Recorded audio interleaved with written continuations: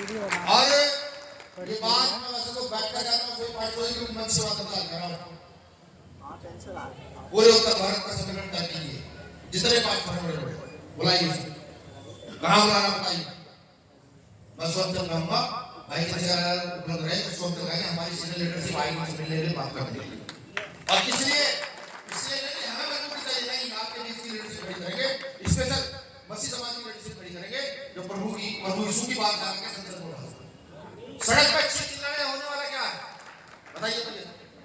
हम पिटने रहे, जेल नहीं जा रहे, जो मर जाता है एक 20 साल का बच्चा आकर 50 साल के व्यक्ति का अपमान कर जाता है, क्या ये व्यवस्था? इस व्यवस्था को चैलेंज कैसे करोगे? नहीं कर सकते। हाँ, डॉक्टर अम्बेडकर ने अधिकार दिया, लोकतंत्र का अधिकार। 26 जनवरी 1950 को कोर्ट में अपने यहाँ भाषण में कहता, वो मुझे याद आता है कि जब डॉक्टर बाबा साहब अम्बेडकर 26 जनवरी 1950 को संविधान सभा से संविधान लागू कराने बाहर क्यों निकलते हैं, तो उस समय के बड़े बड़े नेता भी कहते हैं डॉक्टर अम्बेडकर बहुत खुश लग रहे हो। बाबा साहब कहते हैं हाँ मैं बहुत खुश हूँ, आज मैंने रानी का पेट छीन दिया है, तो राजा रानी के पेट से जन्म नहीं लेगा, यहाँ के गरीब शोषित वंचित मजदूर किसान के पेट से जन्म दे। तो वो कहते हैं बाबा साहब अम्बेडकर को कि डॉक्टर अम्बेडकर अधिकार तो ले चले हो, हम तुम्हारे लोगों को खरीदेंगे, तुम्हारे लोगों को डराएंगे धमकाएंगे, लेकिन राजा अपना बनाएंगे। उन्होंने यही किया, कुछ लोगों को खरीदा, कुछ को डराया धमकाया, राजा अपना बना दिया। बाबा साहब हंसते हुए कहते हैं हाँ मैं जानता हूं, तुम ऐसा करो, मेरे लोग गरीब हो सकता है डर जाए, हो सकता है पेट की रोटी के लालच में कुछ आपसे लेने बिक जाए, लेकिन जिन दिन इनकी समझ ये आ गया कि नहीं अब सत्ता परिवर्तन करके यहाँ की कुर्सियों पर काबिज होना, तो 24 घंटे में तुम्हारे रस्ते नाबूद की व्यवस्था मिला करके यहाँ की सत्ता पर काबिज हो जाए। मेरे साथियों वो समाज चला, हमारे पास्टर बहुत अच्छे वक्ता है, बहुत अच्छे वक्ता है। मैं ये कहता हूँ कि आप दिलसलों से जुड़े हुए हैं, मैं चाहे केरला जाऊँ जो हमारे प्रदेश जो है वो क्रिश्चियन है, मैं चाहे कर्नाटक जाऊँ, मैं चाहे महाराष्ट्र जाऊँ, मैं चाहे हरियाणा पंजाब जाऊँ, वहां के लोग पास्टर पता लगता है कि वो आ रहे हैं, फौरन मिल जाता है, दिल से आप जुड़े हुए हैं। आप दिल छोड़ के तन मन धन के साथ जुड़ जाइए, और तन मन धन के साथ जब आप जुड़ेंगे उसके बाद अगर आपके लिए गरीब की उठाने की जरूरत पड़ी तो हम तैयार हैं, हमें पीछे गिरने वाले लोग हैं। तो मैं जानता हूँ ये सब परिवार हमारे ही परिवार है, बिल्कुल हमारे परिवार है। संविधान की ताकत को बताना जरूरी हो गया। जैसे आपने देखा होगा कि बिहार के बोधगया में बौद्धों का जो स्थल है, धार्मिक स्थल है, वो वहां ब्राह्मणवादी व्यवस्था के कब्जे में है, उसको छुड़ाने का आंदोलन चल रहा है। एक तरफ एक कथा मध्य प्रदेश से चल रहा है, वो ये कहता है कि देश को मैं हिंदू राष्ट्र बनाऊंगा। अरे यहाँ तो हिंदू राष्ट्र बनाने के लिए चल रहे हो, ऐसा प्रावधान संविधान में है ही नहीं भाई। इस देश को हम ना तो क्रिश्चियन राष्ट्र बना सकते, ना मुस्लिम राष्ट्र बना सकते, ना हिंदू राष्ट्र बना सकते, संविधान में प्रावधान नहीं है।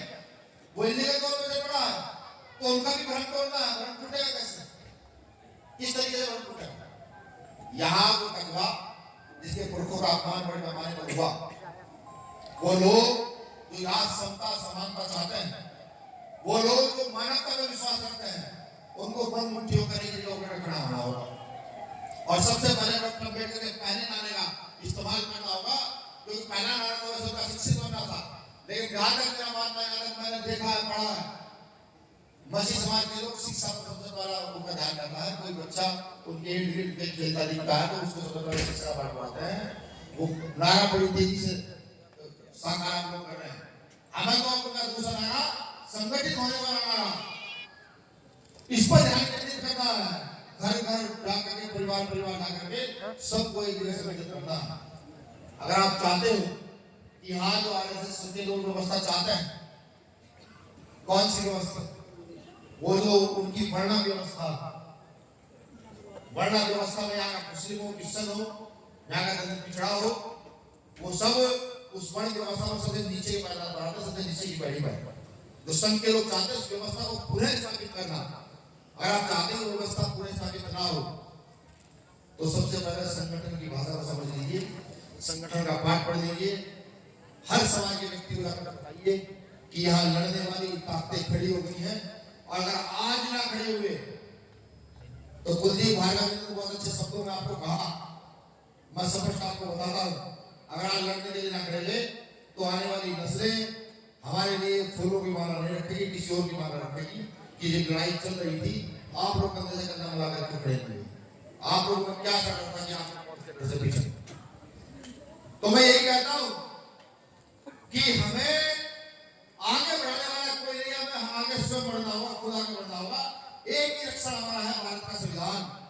जब जब उसे आप हाथ में उठाकर चलोगे तो व्यवस्था बदलेगी। आपने देखा होगा CNRC का आंदोलन चल रहा था दिल्ली में, सबको पता है, चंद्रशेखर भाई जेल में गए थे।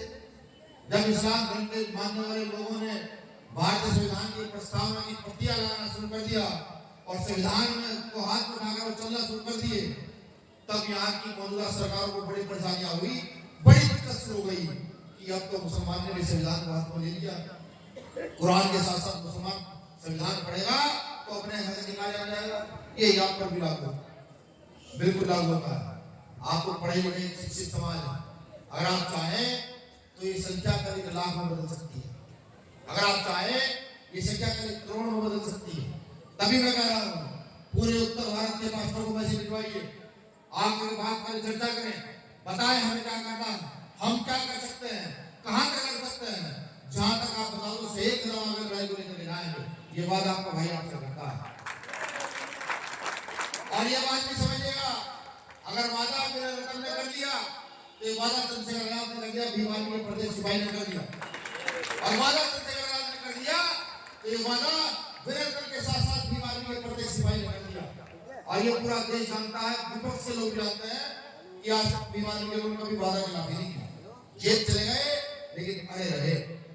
तो मैं आपसे यही निवेदन करता हूं कि जितने भी आपका नेटवर्क को पूरे को निभाइए, बैठकर समस्या का समाधान होगा, भाषण से समस्या का समाधान नहीं होगा। आप दिलवाएंगे, बैठकर चर्चा होगी, कौन सी बात सदन में उठानी है वो आप बताएंगे कि हमारी इस समाज को सदन में उठाया जाए, वो सदन में उठाई जाएगी, और कौन सी बात सड़क पर उठानी है वो हम तय करेंगे कि कब किस बात को उठाना है, ये हम बताएंगे, ठीक है। और चुनौती के साथ चलेंगे, चुनौती के साथ बाइबल को आगे लेकर के चलेंगे, और डंके की चोट पर जाकर चलेंगे कि जिसकी मां ने दूध पिया है वो हमारे चलने से रोक कर खाए।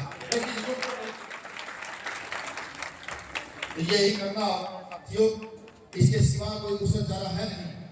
क्योंकि आप किसी नेता के पास में जाएंगे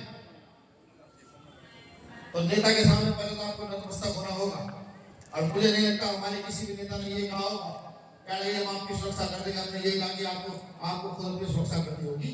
उस सुरक्षा का तरीका क्या होगा ये हम तय करेंगे, बस इतना हमने कहा होगा। आप एक बीच से नेता बनाकर खड़ा करेंगे जो आपके लिए लड़ेगा, उस नेता की रक्षा सुरक्षा की जिम्मेदारी भीम आर्मी के कंधों पर होगी। पहली बात तो ये है कि जब ये गली में आ जाएगा तो आपको अपना परिचय देने की जरूरत नहीं पड़ेगी, जिस अधिकारी के पास जाओ तो खड़ा होकर कहेगा कि बताइए क्या बात। क्योंकि जब ये गमछा गले में डलता है तो यहाँ के एक सरकारी कर्मचारी भूल जाते हैं ये मुसलमान है, क्रिश्चियन है, बौद्ध है, ये ईसाई है, ये सिख है, वो भूल जाते हैं। उनके दिमाग में यही बात आती है कि ये भीम आर्मी का आदमी है, भीम आर्मी का कार्य करता है। पहली बात ये उनके दिमाग में आती है।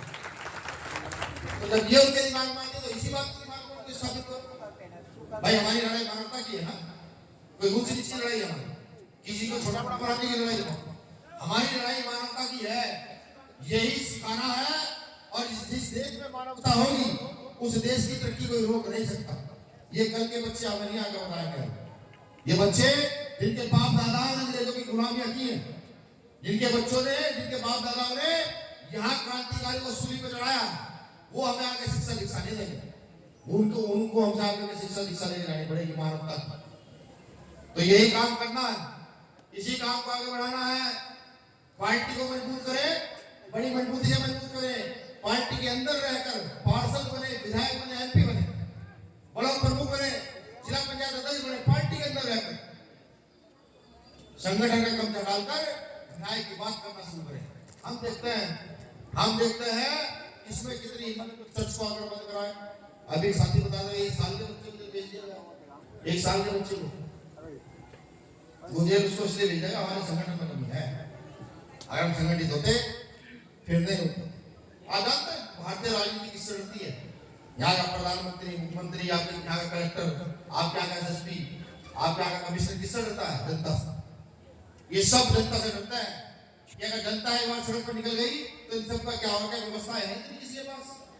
अब आप मन बनाओ कि एक मोहल्ले के लोग एक दिन मन बना लो कमिश्नर को घेरना है और 20,000 लोग या कमिश्नर को घेर दो। क्या 20,000 का फोर्स है आपको रोकने के लिए? नहीं है ना। हम गलत के सामने चुप हैं।